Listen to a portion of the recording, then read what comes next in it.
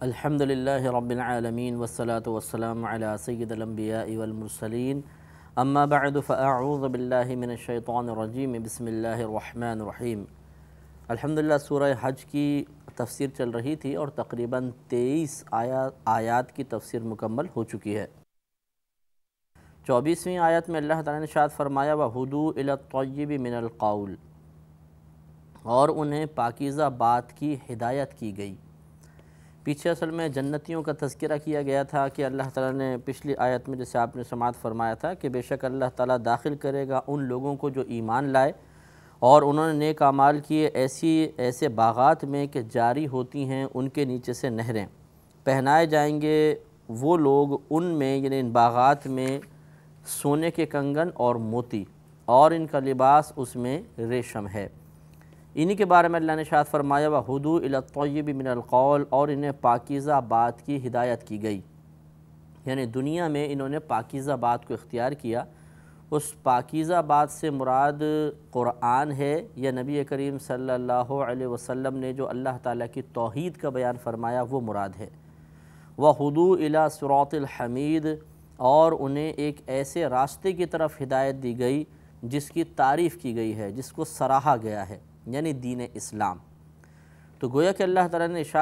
اشارہ فرما دیا اس جانب کہ جنت میں وہی شخص جائے گا کہ جو دین اسلام اختیار کرے گا اور نبی کریم صلی اللہ علیہ وسلم کی بتائی ہوئی اور قرآن میں ذکر کردہ تعلیمات کو حق سمجھتے ہوئے ان کو اختیار کرے گا تو وہ جنت میں ہوگا۔ ان الذین کفروا، بے شک وہ جو کافر ہوئے، ویصدون عن سبیل اللہ، اور وہ اللہ کے راستے سے روکتے ہیں، والمسجد الحرام، اور مسجد حرام سے روکتے ہیں۔ حرام مانے ادب والی، محترم۔ الذی جعلناہ للناس سواء العاکف فیہ والباد، وہ مسجد حرام کہ ہم نے اسے لوگوں کے لیے برابر کر دیا ہے، چاہے وہ وہاں کے رہنے والے ہوں یا پردیسی ہوں، یعنی سب کے لیے اس کو برابر کر دیا۔ سے مراد اب مسجد حرام سے اگر خاص بیت اللہ مراد لیں تو اس سے مراد یہ ہے کہ بیت اللہ سب کے لیے محترم ہے، چاہے وہاں کا رہنے والا ہو چاہے باہر سے آنے والا ہو، سب کے لیے اس کو محترم بنا دیا۔ اور اگر اس سے حرم مراد ہے تو اس کا مطلب یہ ہے کہ سب کا اس پر برابر حق ہے، ایسا نہیں ہے کہ جو وہاں پر رہنے والا ہے اس کا باہر والے پر زیادہ حق ہو، سب کا برابر حق ہے۔ تو یہ ارشاد فرمایا کہ جو کافر ہوئے انہوں نے اللہ کے راستے سے روکا اور مسجد حرام سے بھی وہ روکتے ہیں۔ وَمَن يُرِدْ فِيهِ بِالْحَاضٍ بِظُلْمٍ، اور جو اس میں کسی زیادتی کا ناحق ارادہ کرے۔ زیادتی کے بارے میں بھی کئی اقوال ہیں، یا تو اس سے مراد بت پرستی ہے، کفر کا اختیار کرنا ہے، یا ظلم و ستم کرنا ہے، اور بعض نے بہت عام معنی رکھا کہ اگر کوئی اپنے خادم کو اپنے نوکر کو برا بھلا گالی بھی دے گا تو اس کے تحت داخل ہوگا۔ تو ارشاد فرمایا کہ وَمَن يُرِدْ فِيهِ بِالْحَاضٍ بِظُلْمٍ، اور جو اس میں کسی زیادتی کا ناحق ارادہ کرے، نُذِقْهُ مِنْ عَذَابٍ أَلِيمٍ، تو ہم اسے دردناک عذاب چکھائیں گے۔ تو یہ چند چیزیں ہیں، اور اس کے ان سب چیزوں کے جواب میں اللہ تعالیٰ نے عذاب کا وعدہ فرمایا۔ نمبر 1، جس نے کفر اختیار کیا، پھر اللہ کے راستے سے روکا، مسجد حرام سے روکا، اور اس میں حدود حرم میں ناحق زیادتی کا ارادہ کیا، اس کے لیے عذاب کی وعید ہے۔ تو اس سے ہمیں توجہ کرنی چاہیے کہ مکہ المکرمہ میں کبھی جانے کا موقع ملے، حدود حرم میں رہنے کا موقع ملے، جیسے حاجی حضرات جاتے ہیں، عمرے کے لیے جاتے ہیں، تو حتی الامکان یہ کوشش ہونی چاہیے کہ کسی پر بھی ظلم، کسی پر بھی ستم نہ ہو۔ اور یہاں پہ تخصیص نہیں ہے، بس یہ فرمایا جو اس میں کسی زیادتی کا ناحق ارادہ کرے، تو انسان کا تذکرہ نہیں ہے، لہٰذا جانوروں پہ کسی نے ظلم کیا، انسان پر ظلم کیا، سب کے بارے میں اللہ تعالیٰ کا یہی فرمان ہے کہ نُذِقْهُ مِنْ عَذَابٍ أَلِيمٍ، تو ہم اسے دردناک عذاب چکھائیں گے۔ اس لیے جن خواتین و حضرات نے حرم میں داخلے کی سعادت حاصل کی، چاہے عمرے کے سلسلے میں، حج کے سلسلے میں، تجارت کے سلسلے میں، یا وہ رہائش پذیر ہیں اس مقام پر، انہیں اس مقام پر رہنے کا حق ادا کرنا ہوگا۔ اور اس کا ایک حق یہ ہے کہ وہاں پر کسی پر ناحق زیادتی نہیں ہونی چاہیے۔ اپنی آنکھ سے، اپنی زبان سے، اپنے ہاتھ سے، اپنے کسی اور قول سے، فعل سے، عمل سے کسی کو اذیت اور تکلیف دینے کا مطلب اللہ تبارک و تعالیٰ کے عذاب کو دعوت دینا ہے۔ تو ناحق زیادتی منع کی ہے۔ اس کا مطلب ہے کہ حق جو زیادتی ہوگی وہ جائز ہوگی۔ مثلا کسی نے آپ کے ساتھ فراڈ کیا، ظلم و ستم کیا، اور آپ نے وہاں پر مطلب پولیس والوں کو کچھ بتایا، اس کی شکایت کر دی اور اس کو پھر انہوں نے سزا دی، تو یہ کوئی ظلم و زیادتی کی صورت نہیں ہے، بلکہ یہ انصاف کے حصول کے لیے آپ نے ایک طریقہ اختیار کیا ہے، وہ شرعاً بالکل جائز ہے۔ یہاں وہ ناحق کا لفظ اللہ نے بیان فرمایا ہے ظلم کا، بالحادم بظلم، تو ظلم کا مطلب ہی ناحق ہوتا ہے کہ ناحق جس کی شریعت نے اجازت نہ دی ہو، اس طرح کی کوئی زیادتی کرے، سختی کرے، کسی کو پریشان کرے، تو وہ اس وعید کے تحت داخل ہوگا۔ وَإِذْ، اور یاد کرو جب بَوَّأْنَا لِإِبْرَاهِيمَ مَكَانَ الْبَيْتِ، ہم نے ابراہیم کو اس گھر کا ٹھکانہ ٹھیک بتا دیا۔ اس گھر سے مراد کعبۃ اللہ، کہ کعبۃ اللہ کی ٹھیک نشاندہی کر دی، کیونکہ یہ کعبۃ اللہ اولاً حضرت آدم علیہ السلام نے بنایا، پھر جب نوح علیہ السلام کا طوفان آیا تو اللہ تعالیٰ نے اس کو بالکل مٹا دیا تھا، حتیٰ کہ ایسی ہوا چلی کہ اس کے تمام آثار و نشانات بھی ختم ہو گئے تھے۔ پھر اللہ تعالیٰ نے حضرت ابراہیم علیہ السلام کو یہ توفیق عطا فرمائی کہ آپ ایک بادل کو مقرر کیا، جو بادل اس مقام پر آ کر ٹھہر گیا جہاں کعبۃ اللہ تھا، تو اس کے سائے سے اندازہ ہو گیا کہ یہاں کعبہ ہے، یعنی حدود کعبہ، اور پھر ابراہیم علیہ السلام نے اس کو تیار فرمایا۔ اور یاد کرو جب ہم نے ابراہیم علیہ السلام کو گھر کا ٹھکانہ ٹھیک بتا دیا، اللہ تشرک بی شیئن، اور حکم دیا کہ میرا کوئی شریک نہ ٹھہرانا، وطہر بیتیا، اور تو پاک رکھ میرے گھر کو بتوں سے، گندگی سے، آلودگی سے بالکل پاک رکھ، للطائفین، طواف کرنے والوں کے لیے، والقائمین، اور اعتکاف کرنے والوں کے لیے، والرکع السجود، اور رکوع سجدے کرنے والوں کے لیے، وَأَذِّن فِي النَّاسِ بِالْحَجِّ، اور تو لوگوں میں عام ندا کر دے، اعلان کر دے، بالحج، حج کا، یعنی لوگوں کو حج کا عام اعلان کر، ان کو بلا، دعوت دے۔ تو حضرت ابراہیم علیہ السلام جبل ابو قبیس پر تشریف لے گئے، یہ بالکل حرم کے سامنے ہی پہاڑ ہے جبل ابو قبیس، اور وہاں پر آپ تشریف لے گئے اور آپ نے سب لوگوں کو ندا کی کہ اے لوگو آؤ اور کعبۃ اللہ کا حج کرو۔ تو پوری دنیا میں جہاں جہاں انسان تھے، اللہ کی عطا سے آپ کی آواز پہنچی، جس نے اس کے جواب میں لبیک اللہم لبیک کہا یا اللہم لبیک اللہم کہا، تو اس کو حج کی سعادت حاصل ہوگی۔ حتیٰ کہ مفسرین نے لکھا ہے کہ ماؤں کے پیٹوں میں جو رحم میں بچے تھے یا باپ کی پشت میں جو بچے تھے، وہاں پر ہی انہوں نے لبیک کہا، تو جس نے اس ندا پر لبیک کہا اس کو حج کی سعادت حاصل ہوگی، جس نے نہیں کہا اس کو سعادت حاصل نہیں ہوگی۔ جیسے کفار بہت سارے نہیں کر سکیں گے، مسلمان بہت سارے ہیں نہیں کر سکیں گے، لیکن اس میں کسی مسلمان کا کوئی قصور نہیں ہے، وہ اللہ تعالیٰ کی ایک تقسیم تھی، جس کو توفیق عطا فرمائی اس نے کہہ دیا، جس کو توفیق عطا نہ فرمائی وہ نہ کہہ سکا، لہٰذا وہی وہاں پر جا سکتا ہے جس نے اللہ کی توفیق سے لبیک کہہ دیا تھا۔ یأتوک رجالا، وہ تیرے پاس حاضر ہوں گے، وعلی کل دامر،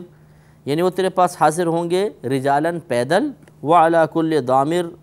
اور ہر دبلی اونٹنی پر، دامر کہتے ہیں دبلی پتلی اونٹنی کو، یعنی وہ طوالت سفر کی بنا پر انتہائی دبلی ہو چکی ہوگی، یعنی کہنے کا مطلب یہ ہے کہ دور دراز سے لوگ اس ندا کے جواب میں آپ کے پاس آئیں گے۔ یأتین من کل فج عمیق، وہ تمام اونٹنی جو ہیں وہ ہر دور کی راہ سے آتی ہیں، دور سے آتی ہیں، اسی لیے وہ پتلی دبلی ہیں، گویا کہ پوری دنیا سے لوگ اس مقام پر آئیں گے۔ اور واقعی ایسا ہی ہے کہ اس دور میں بھی ایسا ہوتا رہا، جبکہ اسباب سفر بہت کم تھے اور خطرات بہت زیادہ تھے، اس کے باوجود لوگوں کا جذبہ کم نہیں تھا۔ اس زمانے میں کئی سال کا سفر طے کر کے بعض اوقات پہنچا کرتے تھے، سالوں کا سفر،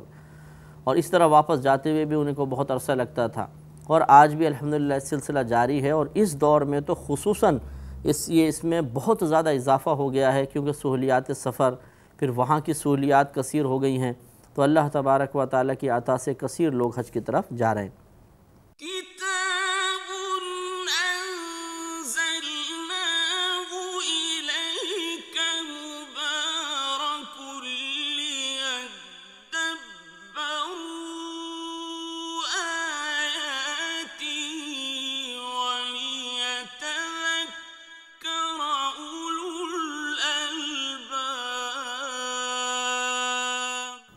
لیشہدوا منافع لہم، تاکہ وہ اپنا فائدہ پائیں،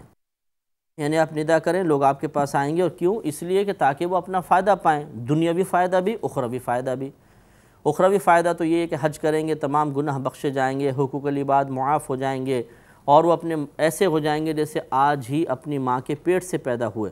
اور دنیاوی فائدہ یہ کہ جب وہاں سے وہ آئیں گے تو مال تجارت لائیں گے، یہاں پر بیچیں گے، یہاں سے مال تجارت لے کر جائیں گے، جیسے پہلے زمانے میں قافلے لے کر جاتے تھے تو ہوتا تھا۔